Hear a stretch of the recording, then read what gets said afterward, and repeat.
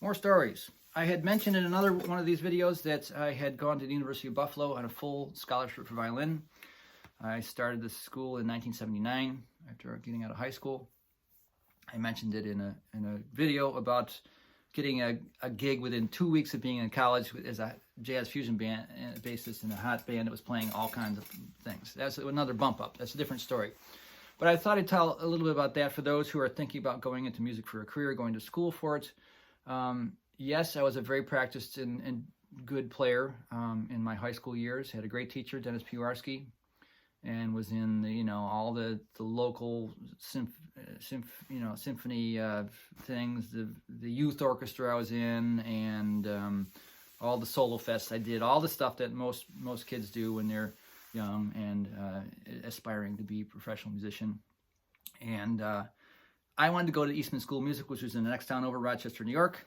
I knew that I was good enough to go there, and I marched right there. That was my first audition. And what happened? I got a little nervous, and the shakes got me, and they got the better of me, and I did not play that well, and I didn't get in. So it was a blow to my, not ego, but it's like, damn. So I auditioned for a couple other colleges, backups in Potsdam, New York, Crane School of Music, where I had gone for a couple weeks as a summer camp as a teen. I was comfortable there and got accepted there. And as a third line backup, I went to University of Buffalo, our local university, and auditioned there. I was probably overqualified to that. They didn't have that great of a music department, but they told me right at the audition, we'll tell you, why are you auditioning here, and you're in if you want, and we'll pay you to go here. So I went, oh, okay. Maybe I should consider that for a year and then go re-audition for Eastman. That was my plan. Nice folks, but I did end up learning some things at University of Buffalo, because the University of Buffalo was very known for their modern music, their new music, as they called it, in the classical world.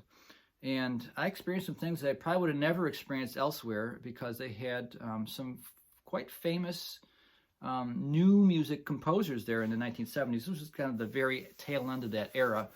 But I got to play things in the school orchestra there that were groundbreaking, or thought-provoking at least. Alternative notation forms. You got to smash things in the middle of a song. There was actually notation. Okay, make an unmusical sound. I got big plastic cake cover. Throw it down. These different things. Some people picking up a buzzsaw, and then going back later on violin. Very unusual things.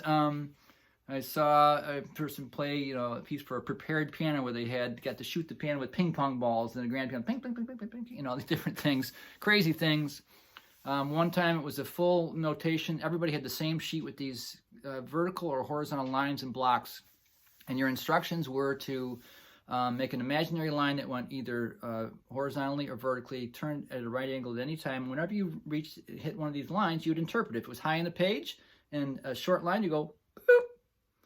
Play something instrument, or you could turn around and go boo across. It was a big fat one, you might go loud. Brr. So all the players in the orchestra got to improvise in a completely imaginary way, and the conductor would say, okay, we're going to play for 5 minutes, and when my hands come together at the end, he's watching his watch, we're done.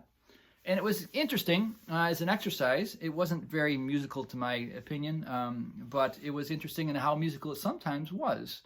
I think, classical musicians are struggling to be hip, and they secretly yearn to break out of the box. And here I was jamming into clubs at the same time, thinking this is kind of baloney, but it was interesting. So I got to experience some things in new music fashion when I went to the University of Buffalo on a full scholarship. I lasted 2.5 years there before I said, I'm out of here. I'm not going to be a classical musician, and never looked back. And just started playing and touring and doing different things. And all kinds of gigs. I tried to experience as many different kinds of gigs after that as I could. Here I am 45 years later as a lifer, they call me. Sometimes I wish I had finished the school. I wouldn't recommend taking my path. I could have had a couple nice, cushy teaching gigs along the way, because I never finished and got my degree. But it is what it is at this point, and almost 60. I'm not going to go back now. I've taught school anyways as a long-term substitute, and I have been a lecturer at colleges and done clinics nationwide, so I am an educator one way or the other. But so you never know what things will bring you interesting experiences. Wearing a mask on stage and different things I had to do in college is very interesting. And met some good people for sure. A lot of good friends from that time, as college tends to make you do. So don't beat yourself up is my advice. If the plans don't go as you expected, like I was fully expecting to go back to Eastman School of Music. My sister went to Eastman School of Music as a violist, and she graduated there and got her master's degree from the University of Miami.